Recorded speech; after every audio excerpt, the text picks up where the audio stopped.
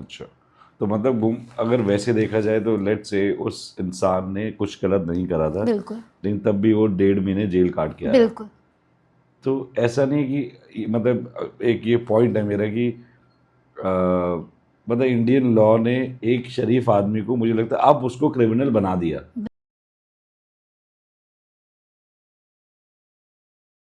Hello hello hello everyone, welcome back to the roadways. मैं हूं आपका दोस्त और होस्ट चेतन मेहता। और आज का ये जो एपिसोड है वो थोड़ा यूनिक होने वाला है, क्योंकि हम जैसे हम पहले बात करते थे स्ट्रगल्स और लोगों की लाइफ स्टोरी, आज हम बात करने वाले हैं हमारे इंडिया लॉ एंड जस्टिस की। और जो आज हमारे गेस्ट हैं, she is fair, she is brilliant. Please welcome Lavika Jain. Hi Lavika, welcome to our show the hello roadways. Everyone.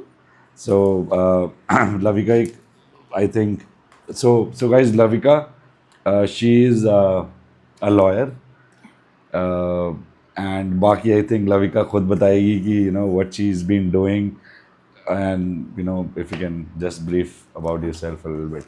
Hello everyone. My name is Lavika. So I'm an advocate by profession. Currently I'm working as a legal author, but I usually take criminal cases and I have been practicing from 2016. So it's 2024, so I have an ample amount of experience in this field. Hope I'll be able to help you with your questions. Great, thank you Lavika. So Lavika, ये inspiration कहाँ से आई to become a lawyer, और it's been how long that you uh, are an active lawyer, और मतलब ये एक थोड़ा सा इसके ऊपर कुछ बताएं प्लीज़। अगर हम बात करें इस चीज़ की, तो क्लास थर्ड से ही मैंने सोच लिया था, इतनी जल्दी? हाँ जी, कि मुझे लॉ ही करनी है। Okay. May be inspiration for this is my dad. Okay. मतलब पहले तो ऑफकोर्स मुझे नहीं पता था, इट्स जस्ट दैट थोड़ा सीरियल्स देख लिया, वेब सीरीज़ देख ली, कुछ कुछ चीज़ें वहाँ से सोची, कुछ सोसाइटी में केसेस होते थे उनको देख के लगा कि हाँ मुझे बनना चाहिए। फिर बड़े होते होते मुझे ये पता चला कि my dad also wanted to become one. तो मे बी शायद उनकी ये जीन्स मेरे अंदर इनहेरिट हो गए और मैंने ये करियर चूज़ कर लिया। Okay, so it's been how long that you are pursuing law, मतलब कितना टाइम हो गया? Okay. और एरिया क्या है आपकी, एक्सपर्टीज किस चीज़ में है? So I got enrolled in BA Honors plus LLB in 2011. I have completed that course in 2016. Then I worked in an LPO Gurgaon में ही for a year. Then I took a break. मेरे को पहले तो बाहर जाना था पढ़ने के लिए, but due to medical reasons मैं नहीं जा पाई इवन आफ्टर टेकिंग एडमिशन। तो फिर मैंने अपनी मास्टर्स इन क्रिमिनल लॉ की एमिटी यूनिवर्सिटी से 2019 तक मैंने कंप्लीट कर ली थी। देन फिर ग्रेजुअली मैंने एज अ लीगल ऑथर अपना करियर स्टार्ट किया। 2021 में मैंने as a practising lawyer start कर दिया अपना करियर। धीरे धीरे कुछ कुछ चीज़ें फैमिली लॉ से और आपकी जितने भी क्रिमिनल केसेस हैं उन चीज़ों को टारगेट किया मैंने। वहाँ से बहुत कुछ सीखा, बहुत नए लोग से मिली हूँ मैं।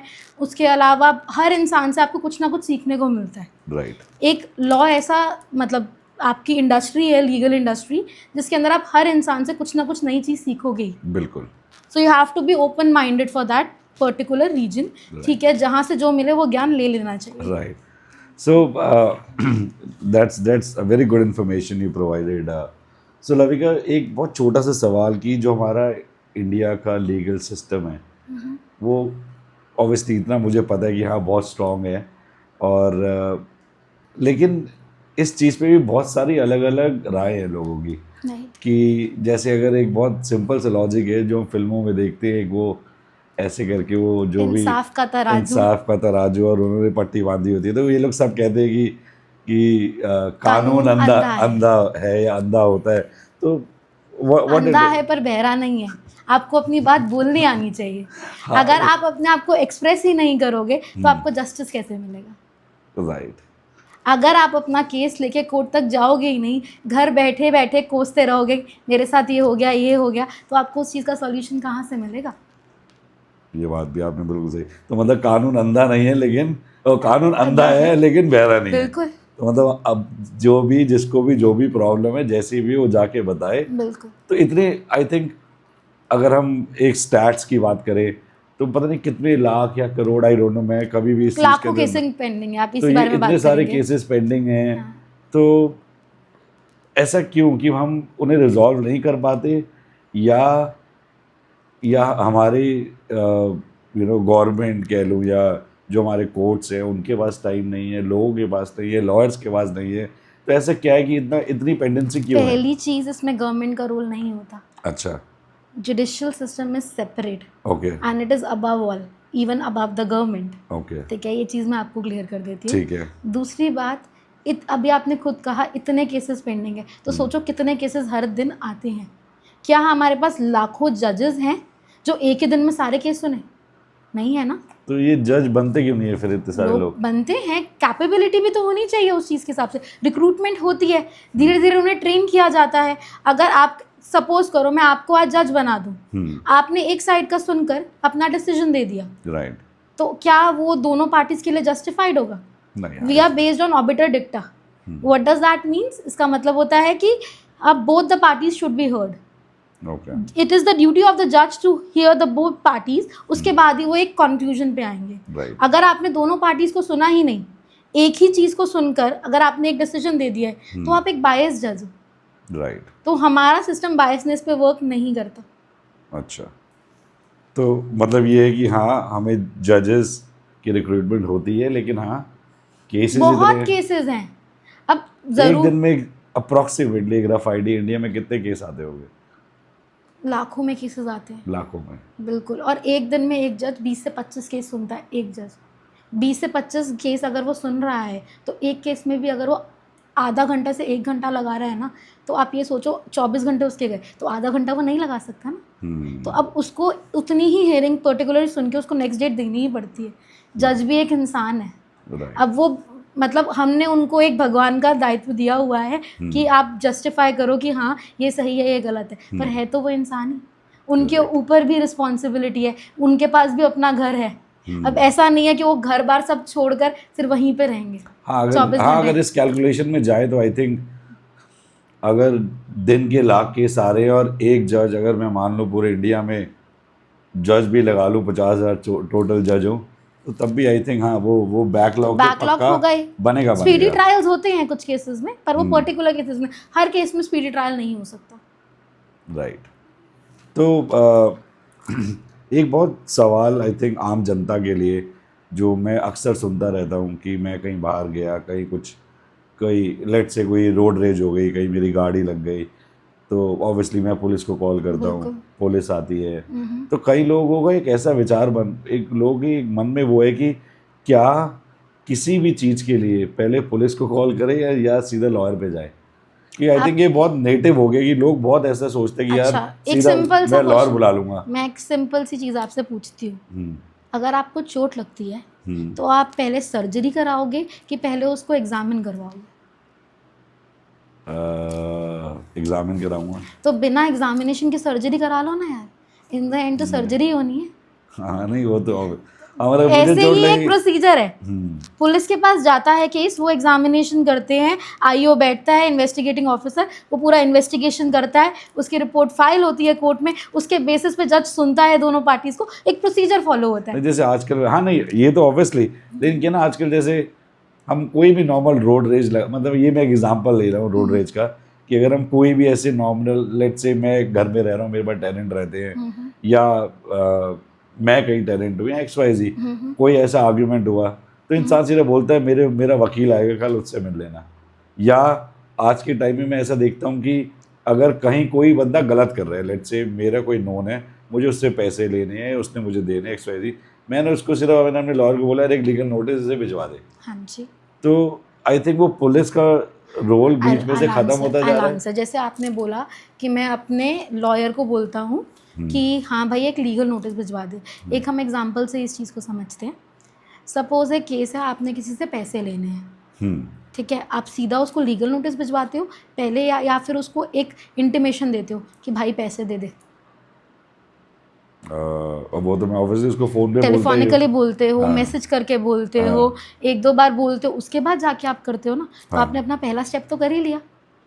हाँ तो हाँ पहला स्टेप तो कर ही लिया. एग्जैक्टली. तो अब इसके अंदर लीगल नोटिस जाता है. लीगल नोटिस में भी ये नहीं होता कि तेरे पे अभी के अभी केस डालूंगा. उसमें ये लिखा होता है कि भाई इतने देर में तू पैसे दे दे, नहीं तो मुझे तेरे पे केस डालना पड़ेगा. दिस इज एन इंटीमेशन, अगर हम इसको लेमैन लैंग्वेज में समझे तो.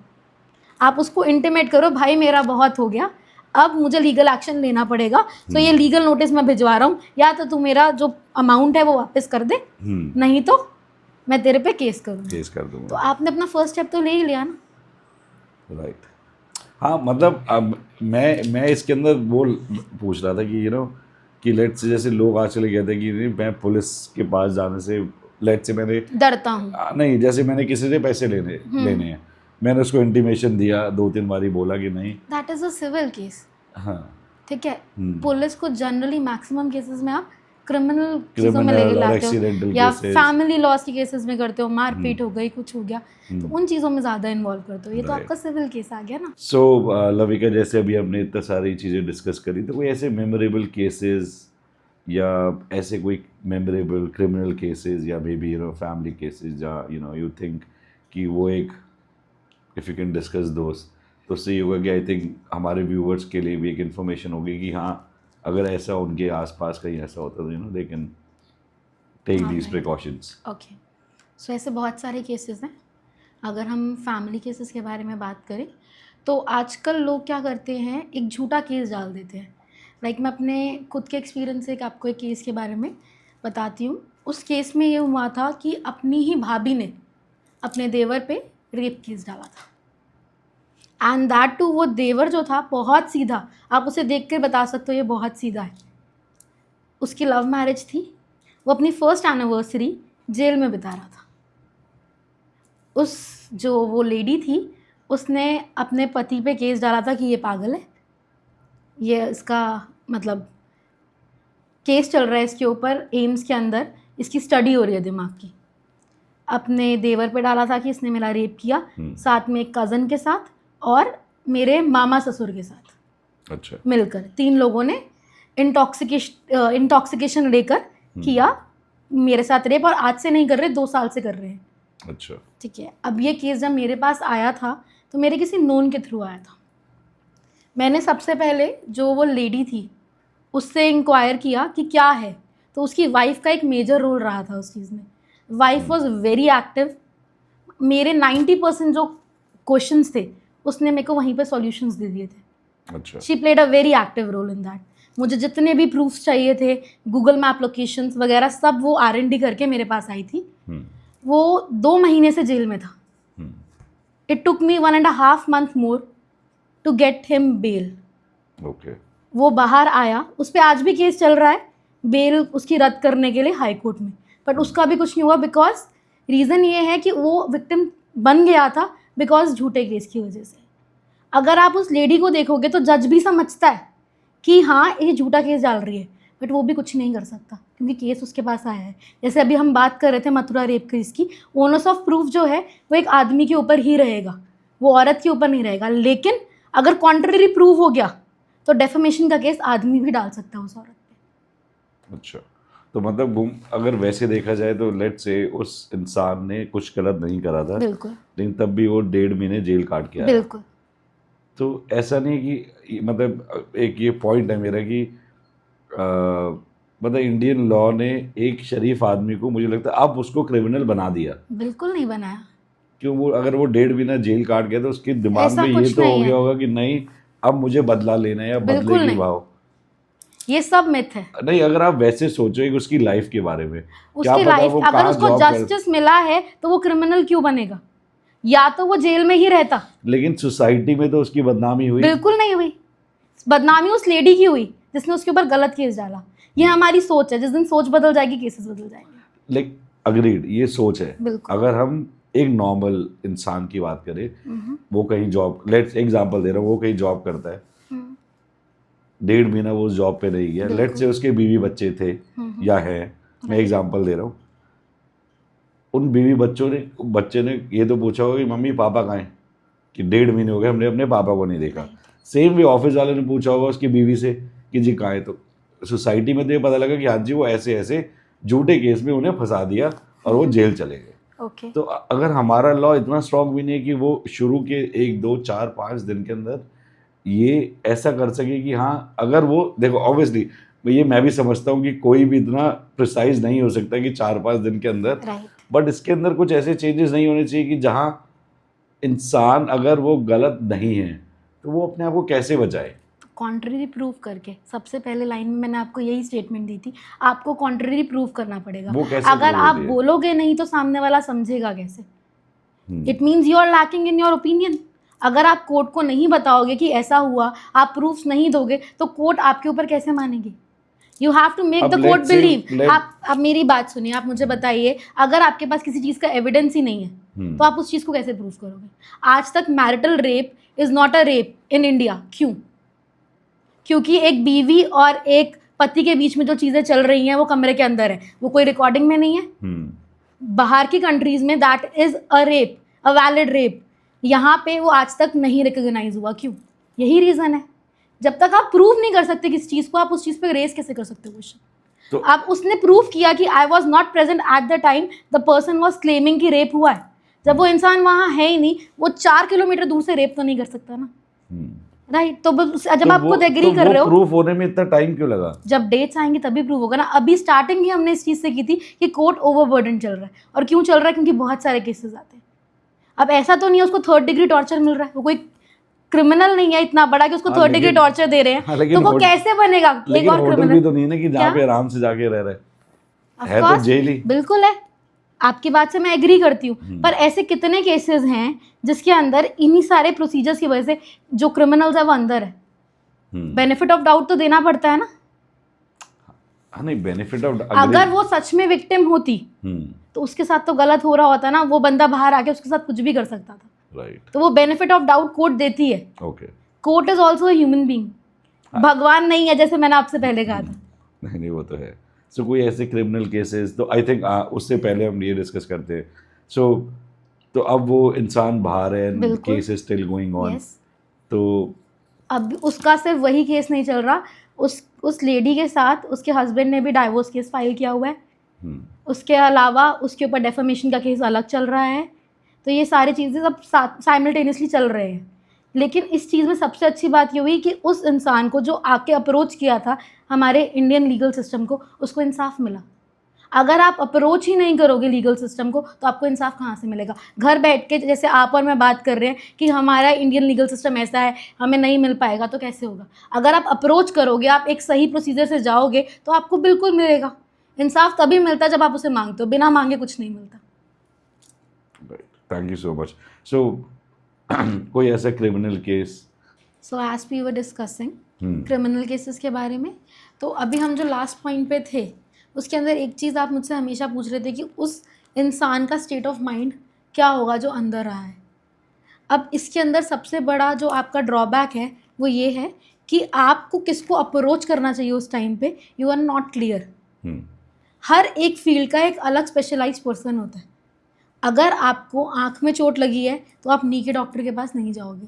इसी तरह हर फील्ड में अलग अलग एडवोकेट्स होते हैं। आप उस स्पेशलाइज्ड इंसान के पास जाओगे तो वो आपको बेटर गाइड करेगा। इस केस में जब मेरे पास आए थे ये लोग, तो उनको ऑलरेडी 1.5 महीना हो चुका था जेल में। अच्छा। तो मुझे कम से कम 3 हियरिंग चाहिए थी ताकि मैं उस केस को समझ सकूं, उनके लिए कुछ कर सकूं और उनको बाहर निकाल सकूं। तो मैंने अपना वो टाइम लिया और मैंने उन चीज़ों को किया। मैंने उस टाइम पे वो केस पार्टनरशिप में लिया था, वो मेरे लाइफ की फर्स्ट पार्टनरशिप थी। मैंने बहुत कुछ सीखा उस केस से। तो उसके अंदर ये बहुत ज़रूरी है, इंसान को नॉलेज होनी ज़रूरी है कि वो किस फील्ड में जाए। इसी सो लविका, कभी ऐसा गिल्ट नहीं फील होता कि कि कोई क्रिमिनल है और आप उसको डिफेंड कर रहे हो, तो ऐसा गिल्ट कभी नहीं आता? सोच का फ़र्क है। We are being trained like that. आप देखिए कि अगर एक इंसान जो डिफेंड कर रहा है वही यही सोच लेगा कि यार ये तो क्रिमिनल है, वो पहले ही क्रिमिनल बन जाएगा। ऐसा नहीं होता कि हमें पता नहीं होता कि हाँ इसने ये ऑफेंस किया है या नहीं किया है, लेकिन it is our duty to defend.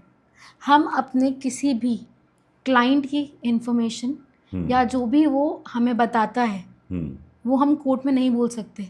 इस तरीके से हम लोग डिस्क्लोज़ नहीं कर सकते। और उसका भी ये रीज़न, अगर हम डिस्क्लोज़ कर देंगे ना तो हम पे केस अलग डलेगा कि आपने अपने क्लाइंट की जो प्रिविलेज कम्युनिकेशन थी, जो एक हमेशा प्रिवेसी के साथ रहनी चाहिए, वो आपने डिस्क्लोज़ कर दी। तो रही बात गिल्ट की, तो मैं एक एग्जांपल कोट करना चाहूँगी। आप सबको पता है कसाब का केस, बिल्कुल। ठीक है? वो तो सबने रिकॉर्ड करके देखा है, मतलब पूरी रिकॉर्डिंग्स आई हैं राइट कि गोलियां चल रही हैं, सब कुछ हो रहा है। क्या उसका केस डिफेंड नहीं हुआ था? सबको पता था, एवरीवन नोज। अब जो कोर्ट है उसी ने असाइन किया था ना एक पीपी कि वो डिफेंड करेगा। It is the duty of the court.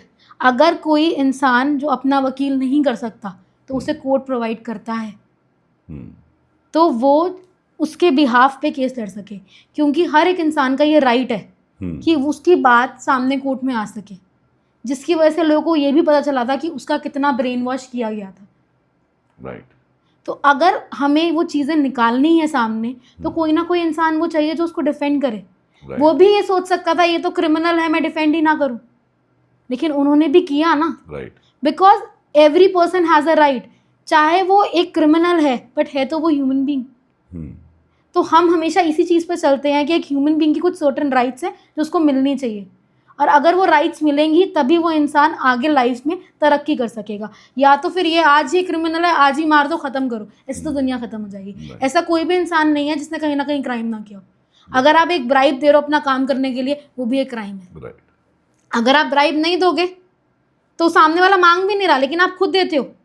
अगर आप दे रहे हो तो आप भी इक्वली रिस्पॉन्सिबल हो उस करप्शन के। आप ये नहीं कह सकते सोसाइटी करप्ट है। आप ऑफर कर रहे हो तो सामने वाला ले रहा है, आप ऑफर ही नहीं करोगे तो सामने वाला नहीं लेगा। तो इसमें हमारा एक एज अ सोसाइटी बहुत बड़ा रोल रहता है। अगर सोसाइटी एक अच्छी तरफ चलेगी तो वो वेलफेयर होगा ही होगा सोसाइटी का। सोशल वेलफेयर तभी होता है जब हर एक इंसान अपने ऊपर काम करे। ऐसा नहीं है कि एक लीडर आएगा और वो सब पे काम करेगा। तो वो इंसान अगर अपने आप खुद पे काम करेगा तो हर इंसान को सुधारने की ज़रूरत ही नहीं है। हर इंसान अपने आप में सुधरा हुआ ही होगा तो क्राइम ही नहीं होगा। हमें ट्रेन करना ज़रूरी है इंसान को उस तरीके से, दिमाग को, कि नहीं भाई यही है, आपको अच्छे रास्ते पे जाना, आपको एक क्राइम नहीं करना। अगर आप नहीं करोगे तो कुछ गलत होगा भी नहीं, ऐसा मैं बिलीव करती हूँ। और मैं अपनी लाइफ में इसी थ्योरी को फॉलो करती हूँ। These are my personal opinion. Okay right, so thank you so much Lavika for this inside information. Thank you. इसी तरह मैं आपको एक एग्जांपल और देती हूँ। मेरा खुद का पर्सनली मेरा फ़ोन स्नैच हुआ था 2022 में।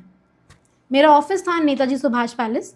मैं जस्ट रोड क्रॉस कर रही थी घर जाने के लिए अपने, तो आई वॉज स्टैंडिंग देयर। मेरे को मेरे घर से कोई इमरजेंसी कॉल आ रहा था, तो I have to take that call. उसमें हुआ क्या, वहाँ से 2 लोग आ रहे थे स्कूटी पे। तो आगे वाला था वो बस चला रहा था, जो पीछे वाला था वो स्नैच करके निकला। जैसे आप लोग कहते हो कि लोग जागरूक नहीं हैं, तो सामने से एक गाड़ी वाला था, वो अपनी मदर के साथ ट्रैवल कर रहा था। वो भी देख रहा था कि मैं उसके पीछे भाग रही हूँ। जिस तरह मैं उसके पीछे भागी वो फ़ोन पकड़ने के लिए, उस तरह वो गाड़ी वाला भी उस स्कूटी वाले की तरफ आया। जैसे ही मैंने उसका कॉलर पकड़ा पीछे से, वहीं से गाड़ी वाले ने उसकी स्कूटी को भी मारा।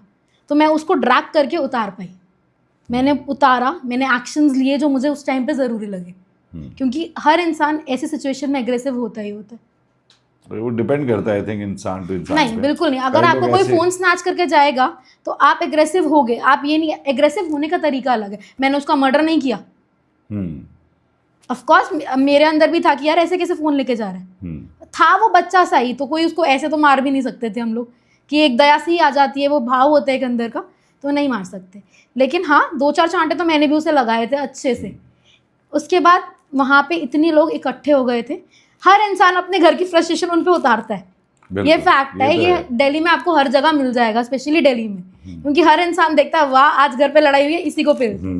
अब उसके बाद क्या हुआ, उनमें से एक ने पुलिस को कॉल किया। अच्छा। विदिन 10 मिनट्स पीसीआर आ गई थी वहाँ पे। ठीक है, मैं पीसीआर में बैठ कर ही थाने तक गई थी।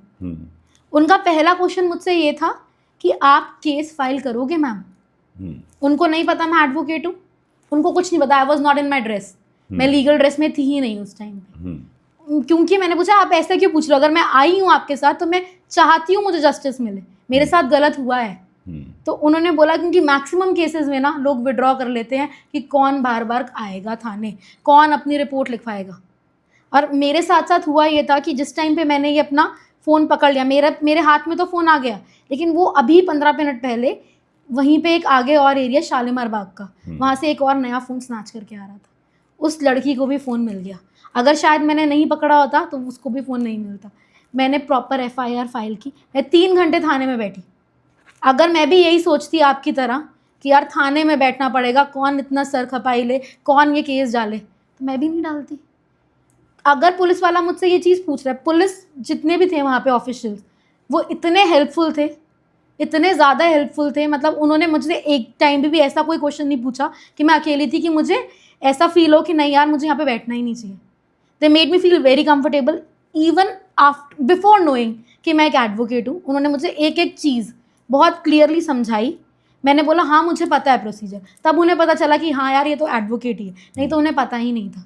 उन्होंने पूरी चीज़ फाइल की, मेरे पास कंप्लेन की रिकॉर्ड आया, उसके बाद उन्होंने एफआईआर किया, उसके बाद उन्होंने पूछा टीआईपी करवानी है। टीआईपी इज़ हम आइडेंटिफाई करते हैं कि वो जो दूसरा इंसान, एक पकड़ा गया था एक भाग गया था स्कूटी वाला, कि वो वही है, तो हम आपको बुलाएंगे मैम। मैंने बोला मैं कंफर्टेबल नहीं हूँ एकदम सामने लाने के लिए कि उस इंसान की, ऑफ कोर्स सी बात है, even after being an advocate मैं तब भी कंफर्टेबल नहीं थी। तो उन्होंने बोला कोई बात नहीं मैम, आपकी आइडेंटिटी शो ही नहीं होगी। तो वो अगर लेकिन आई थिंक इसके अंदर मुझे एक ऐसी चीज़ लगती लगेगा कि जैसे आप लॉ एडवोकेट और आपको सारे प्रोसीजर्स पता थे, बिल्कुल, लेकिन एक आम इंसान, मुझे ऐसा लगता है अभी आपने बोला कि लोग झिझकते हैं कि हाँ यार जी। कौन टाइम वेस्ट करेगा, बिल्कुल। कौन जाएगा। जैसे मैं एक अपना एक्सपीरियंस बताता हूँ। ये बात है शिवाजी स्टेडियम कनॉट प्लेस की, रात के 1:30-2 बज रहे होंगे। मैं कहीं से आ रहा था अपनी फैमिली के साथ, तो सबको भूख लग रही थी, तो मैं वहाँ रुका कुछ खाने के लिए। मैं एक लाइन में लगा, मैंने टोकन लिया, मैं लाइन में लगा, मैंने खाने की प्लेट ली, मैंने गाड़ी में ले जाके खाने की प्लेट दी। इतने में हम और बहुत सारे फ्रेंड्स थे जो साथ में थे, तो अलग गाड़ियाँ भी थी। तो मेरे को किसी ने बोला कि यार एक बार उसको पूछ कि उससे भी खाना है। तो मैं हमेशा से 2 फ़ोन कैरी करता हूँ। It's been like 15 years now. तो मैंने अपनी पीछे वाली पॉकेट में हमेशा फ़ोन रखता था। तो मैंने हाथ डाला तो मेरा एक फ़ोन आया, मेरा दूसरा फ़ोन मेरी किसी पॉकेट में नहीं था। तो मैंने क्या करा, मैंने फटाफट गया गाड़ी में चेक करी, गलती से गाड़ी में ना रह गया और गिर गया, गाड़ी में नहीं था। तो मैं जिस आउटलेट पे था उस आउटलेट पे सीसीटीवी कैमरास लगे थे। मैं तुरंत उसके पास गया और मैंने फ़ोन पे फ़ोन किया तो फ़ोन स्विच ऑफ था। मैंने तुरंत उसके आउटलेट में, मुझे आपका सीसीटीवी देखना है। उसने कोई मुझे ना नहीं करा, उसने मुझे बोला आप काउंटर के अंदर आ जाओ और ये रखा, अगर आपको देखना आता है तो। मैं कहा हाँ जी मुझे आता है। तो मैंने फटाफट से चेक करा, तो मैंने चेक करा मेरे पीछे एक लड़का था जिसने हुडी पहनी हुई थी। और उसके बाद ऑब्वियसली क्योंकि वो कैमरे का फोकस ऐसा था कि सिर्फ मैं दिख रहा हूँ और मेरे पीछे एक बंदा खड़ा हुआ दिख रहा है। और दोनों आईफोन थे, तो आईफोन की सिक्योरिटी वाइज थोड़ा सही था। तो मैंने अपने इस फ़ोन से जाके फाइंड माई फ़ोन करा, तो वो फ़ोन दिखा रहा था कि उसी के साथ में एक शॉप थी, वहाँ पे फ़ोन मेरा स्विच ऑफ हुआ क्योंकि ऑब्वियसली ऑन हुआ नहीं था। तो मैं कहा अब तो जो चोरी हो गया, अब क्या करना है। मैं कहा चल कोई नहीं, नेक्स्ट डे जाऊँगा पुलिस स्टेशन पर रिपोर्ट लिखवा दूँ ताकि मैं नई सिम ले लूँ। और मैं वहाँ से चला हूँ गुड़गांव आने के लिए। मैं वहाँ से चला हूँ, मुझे 10 मिनट ही होंगे, तो दिमाग में वही रहता है कि यार फ़ोन चला गया यार, अब क्या करूँ। मैंने दोबारा से फाइंड माई फ़ोन करा, मेरे फ़ोन ऑन था। मेरे को उसके ना लोकेशन दिखा रहा था। मैंने अपने बाकी फ्रेंड्स को फ़ोन किया, मैं कहा मेरे फ़ोन ऑन हो गया और लोकेशन दिखा रहा है जामा मस्जिद की तरफ की। उन्होंने बोला ठीक है चलो तू पहुँच, हमारे हैं। मैं जामा मस्जिद चला गया। मैं जामा मस्जिद की जहाँ मेन एंट्री है, मैंने वहाँ रुक के मैंने 100 नंबर डायल करा। मुश्किल से वही 8-9-10 मिनट के अंदर आपको असिस्टेंस मुझे मिल गई। लेकिन उससे अब वो 10 मिनट मेरे से वेट नहीं हो रहा था। तो मैंने क्या करा, मेरे फ्रेंड्स थे तो हमने बोला चलो चलते हैं। मैं उस ट्रैकर को ट्रैक करते करते करते करते मैं जामा मस्जिद के अंदर गलियों में जाके एक जगह जाके वो लोकेशन ख़त्म हो गई। कि मतलब ख़त्म क्या हो गई कि उसने दिखा दिया कि within 20 metres your phone is here. और मैं कॉल नहीं कर रहा था बिकॉज मुझे ऐसा लग रहा अगर मैं कॉल करूँगा तो कहीं वो दोबारा स्विच ऑफ ना कर दे। अब मैं उस लोकेशन पे पहुँच गया हूँ। मेरे इस तरफ बहुत पतली सी गली, मेरे इस तरफ 10 घर, इस तरफ 10 घर, सामने भी 1-2 घर, पीछे भी। कि मतलब मैं अब रात के 2, ढाई, 3 बजे थे। अब मैं ये सोच रहा हूँ कि मैं इन 20 घरों में किसको बोलूँ कि जी क्या मेरा फ़ोन जिसने चोरी करा है वो इस रेडियस में दिख रहा है। पुलिस वाले आ गए, उनका फ़ोन आया, मैंने उन्हें अंदर ही बुला लिया कि जी मैं अंदर हूँ। वो आए, हम वहाँ के रुके। उन्होंने इतना मेले करवा दिया कि आपको अगर फ़ोन दिख रहा है तो आप हमें बताओ कहाँ दिख रहा है, हम अभी दरवाज़ा खुलवा के चेक करवा देंगे। उन्होंने बिल्कुल सामने घर था। मैं कहा जी मुझे तो यहीं दिखा रहा है कि यहीं कहीं है। तो वो उन्होंने कहा देखो रात की ज़्यादा देर हो रही है।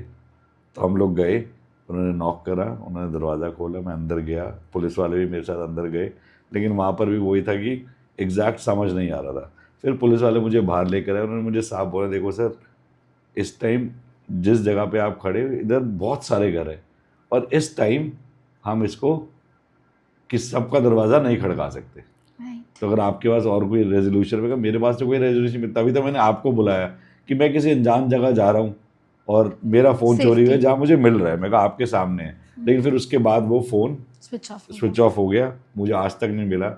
और उन्होंने, पुलिस वालों ने मेरे से सिर्फ इतना लिखवा लिया था कि हमने आपकी सहायता करी है ऑल दैट। तो मैंने भी ऑब्वियसली, क्योंकि मैंने आगे कुछ करने के लिए सोचा नहीं। इस चीज़ तो पे मैं आपको एक चीज़ बोलना चाहूँगी, आपको हेल्प विद इन 10 मिनट्स मिल गई थी जब आपने कॉल किया। You felt secure. जब पुलिस वाला आ गया, आप जिस एरिया में थे, you were not feeling secure. आपको ऐसा था कहीं मुझे कुछ ना हार्म हो जाए।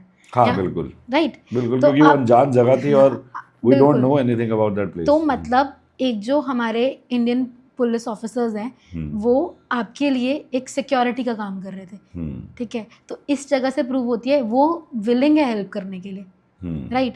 मैं कभी ये नहीं कहूँगी कि वो विलिंग ही नहीं है, वो अपना हमेशा फ़ायदा ढूंढते हैं, ऐसा ज़रूरी नहीं है। जैसे हमारी 5 उंगलियां बराबर नहीं है, वैसे ही हर इंसान एक बराबर नहीं है, राइट। आपकी भी उन्होंने उस टाइम हेल्प की। हर चीज़ ये नहीं होती कि हाँ भाई क्या पता आपको उस दिन मिल जाता, सामने ही था, आपको नहीं मिला, क्या पता, ठीक है। मेरी तो पूरी उम्मीद थी, जब मैं वहाँ पहुंचा मुझे पक्का लग रहा था कि आज मैं ढूंढ लूंगा। मेरे को अगर ऐसा लगता है कि अगर वो उस टाइम नहीं आते या वो आपकी हेल्प नहीं करते या वो उस घर में नहीं घुसते, तो आपका ट्रस्ट जो होता है ना, जो ट्रस्ट इश्यूज होते हैं वो बिल्ड होते हैं। अगर वो आ गए तो वो ट्रस्ट इश्यूज नहीं होने चाहिए। वो एक सेंस ऑफ सिक्योरिटी जो आपको मिली ना उनकी प्रेजेंस से, वही उनका काम है। अब ऐसे ही एग्जाम्पल था, मेरे अपने चाचा के साथ हुआ था, ठीक है। वो सदर बाजार में थे, उनका फ़ोन चोरी हुआ, which is next to impossible कि वहाँ उस एरिया में मिल जाए, क्योंकि वो इतना ओवरली क्राउडेड होता है। सेम वही जहाँ मस्जिद और तो अब सबसे पहले वो ये डर रहे थे मैं केस करने नहीं जा रहा, मतलब मैं फाइल करने नहीं जा रहा रिपोर्ट, कौन जाए, कौन इतनी सरखपाई करे। मेरे अपने सगे चाचा, मैंने फ़ोन कर करके, करना पड़ेगा, ऐसे कैसे नहीं करोगे, अपने घर वाले ही नहीं करेंगे। वो गए, कह रहे वो थाने में बोल रहे हैं आपको पूरा पूरा लिखवाना पड़ेगा, मेरे पास इतना टाइम नहीं है। मैंने कहा निकालो लिखो। मैंने उनकी कोई ये हेल्प नहीं की कि मैं आ रही हूँ वहाँ पे, मैंने बोला आप जाओ, आप इतने जागरूक हो, आपको पता होना चाहिए। अगर आप खुद नहीं करोगे तो आप लोगों के लिए क्या एग्जाम्पल सेट करोगे। उन्होंने लिखा, और बाय चांस क्या हुआ, जिस एक वहाँ पे कोई ऐसे ही, मतलब वो स्मैकी वगैरह घूमते हैं, वो घूम रहा था, वो पकड़ा गया। बाय चांस उसके साथ 6 फ़ोन थे जो मिले पुलिस को, उनमें से एक फ़ोन चाचा का था। रिपोर्ट हुई थी तो वो फ़ोन वापस मिल गया।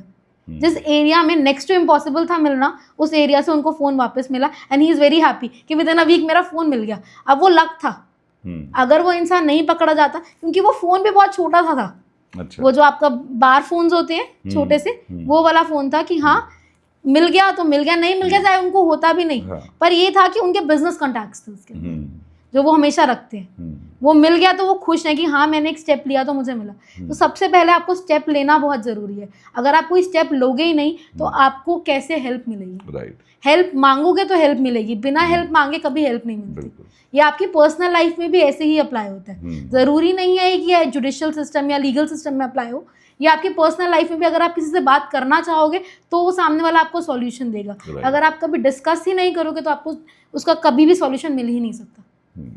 That's there. So I think so Lavika, what is your current role in your profession? आप कैसे cases देखते हो? So I got married last year. Okay. तो मैंने कुछ ब्रेक ली है। मैं इस टाइम लिटिगेशन नहीं कर रही हूँ। अच्छा। बस हाँ, लेकिन मैं किसी ना किसी तरह कनेक्टेड रहती हूँ। मैं लीगल कंसल्टेशंस देती हूँ। अच्छा। मैं लोगों को करियर काउंसिल भी करती हूँ कि लॉ में सिर्फ एक ही स्कोप नहीं है। लोगों को लगता है या तो आप बन जाओ एक वकील, अच्छा, नहीं तो बन जाओ जज, इसके अलावा कोई स्कोप नहीं है। ऐसा नहीं है, बहुत सारी फील्ड्स हैं। लोग समझते हैं चल ठीक है प्रोफेसर लग जाएगी लीगल, ये अपना लॉ समझा देगी। उसके अलावा भी रिसर्चर्स होते हैं, लीगल रिसर्चर्स का अपना एक रोल होता है। उसके अलावा बहुत सारी कंपनीज हैं जो अपना पैनल रखती हैं। हर बैंक के पास अपना पैनल होता है। उसके अलावा लोग यहाँ पे आजकल LPOs ज्वाइन करते हैं। इंडिया में ऐसी बहुत सारी कंपनीज हैं जो आउटसोर्स करती है अपनी सर्विसेज। कैसे करती है, वहाँ के केसेस लेती हैं, उनकी डॉक्यूमेंटेशंस को अपने हिसाब से देखते हैं कि हाँ ये कॉन्फिडेंशियल है नहीं है, किस तरह से हमें ये यूज़ होगा, और ये बाहर डॉक्यूमेंट्स चले जाते हैं। अच्छा, हमारा लीगल सिस्टम और उनके लीगल सिस्टम में बहुत फ़र्क है, तो उस तरह से भी उनको गाइड करके हमारे यहीं से काम हो रहा है। उसके अलावा right now I am working as a legal author. जो लॉ की बुक्स होती हैं उनके लिए बहुत रिसर्च करना पड़ता है, वो ऐसे ही नहीं आ जाती हैं। उसके लिए आपको बहुत कुछ पढ़ना पड़ता है, बहुत केसेस की स्टडी करनी पड़ती है, रिसर्च करना पड़ता है, लॉज किस तरह से मॉडिफाई हो रहे हैं, किस तरह से यूज़ होंगे, प्रैक्टिकल अप्रोच क्या है, बुकिश नॉलेज क्या है, हमें किस तरह से उसको एग्जीक्यूट करना है, इन सब चीज़ों पे बुक्स लिखी जाती हैं। अच्छा, सिर्फ आपकी एकेडमिक बुक्स नहीं होती, आपकी और भी ऐसी बुक्स होती हैं जो एडवोकेट्स खुद भी लेते हैं क्रॉस एग्जामिनेशन के लिए, केस स्टडीज़ के लिए। कभी भी हम केस फाइल करते हैं ना, तो उसके अंदर सिंपल फैक्ट्स नहीं होते, उसके अंदर हम ऐसे केस में ऐसे डिसीजन आए थे, उनको बोलते हैं प्रीसीडेंट्स, कि हाँ ये पहले हुआ था इसीलिए अब भी ऐसा हो सकता है। तो वो सारे कहाँ से आते हैं? वो जो कहीं ना कहीं किसी ने लिखा है ना कि ये हुआ है, तो वो सारी एक रिसर्च होती है जो करनी जाती है। उसके बाद हम उसको पाइल अप करके एक बुक के फॉर्म देते हैं। अगर आप अभी देखोगे तो आप बेयर एक्ट्स के अंदर छोटे छोटे फ्लो चार्ट्स बने होते हैं कि इस पर्टिकुलर सेक्शन ये क्या कह रहा है, जो सिंप्लीफाई करता है काम, जो आप शॉर्टन एग्जैक्टली। तो वो सारी चीज़ें भी एक लीगल ऑथर करता है। So right now I am working with 2 publication houses, one is Whitesman publication, one is Thakkar law house. तो मैं उनके लिए एज अ लीगल ऑथर काम कर रही हूँ।